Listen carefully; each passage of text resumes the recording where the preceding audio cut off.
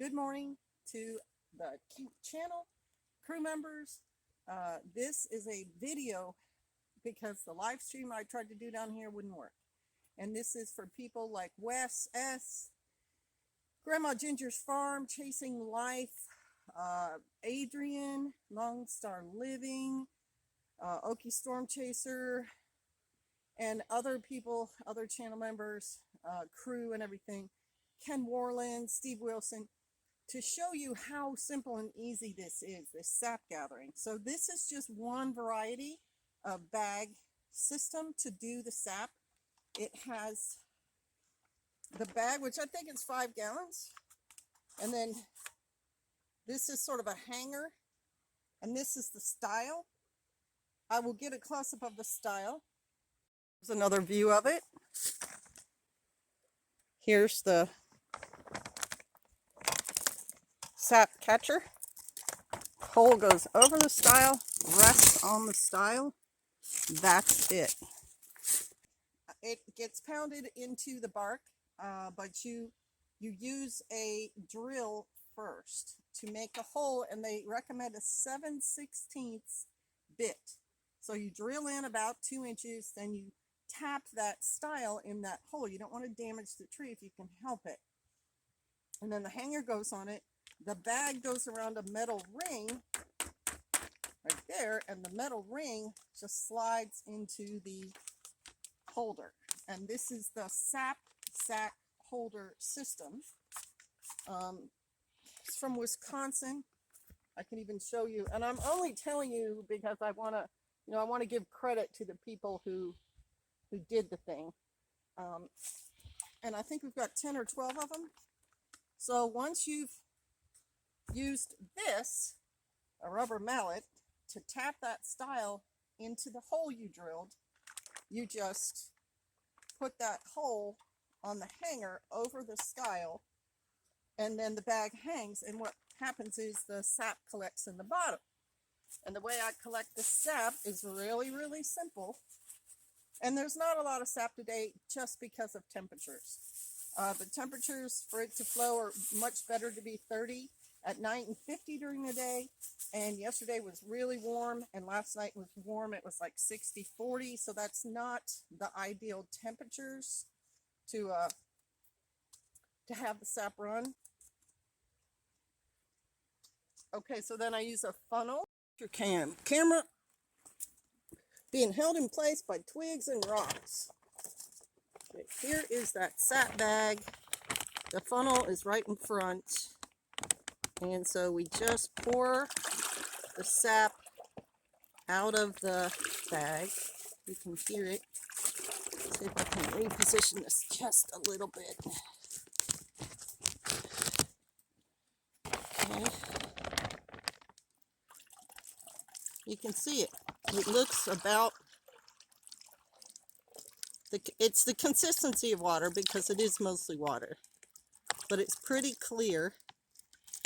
And I just pour it in there. Okay, that one's about full. And I just put the funnel in any old container. Now I use containers this size because it's easy for me to collect and put a lid on so the sap doesn't spill out. You can use a 5-gallon bucket, and many people do. It's just too much for me to hold. And then you just simply pour the sap in this way from the bag. And then there is the jug with the sap in it. I guess I could do it that way. And that's it. Then you process the sap. You have to boil it for several hours, and then the last hour processing, the sap starts to darken and thicken, and that's basically when it's syrup. And the ideal temperature for that thickening is 219.5 degrees, or 7.5 degrees above boiling.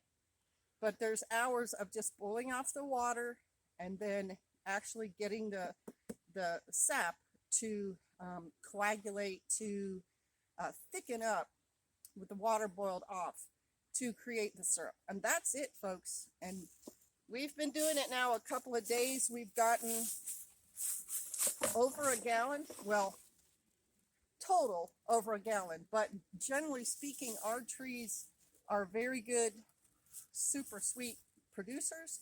So your normal amount of sap to syrup is 40 gallons of sap to 1 gallon of syrup. But our particular trees, we have found through experimentation, 12 gallons of sap, 1 gallon of syrup. So it's about a third the norm, which is excellent for us, makes our job easier. And we're still in the process of figuring out what we want to do with this syrup, if we want to store it for the community, if we want to possibly sell it, if we want to just consume it, freeze it. There's a lot of options out there, but I wanted you all to see the process because it is so simple. The first person here to do this was a sister called Kitty. She did 1 season's sap and found out the ratio. She found out the fineness. The Shofar Mountain syrup is pretty fine on a scale. It's on the upper end of the scale as far as quality. She did the first boil down and let us taste it, and that's what convinced us that we would eventually be doing this, and hopefully in a much bigger way, but that's in the future. And then this time around, it was a congregational effort. Different people collected sap, different people cooked sap, and so it's been a success for us.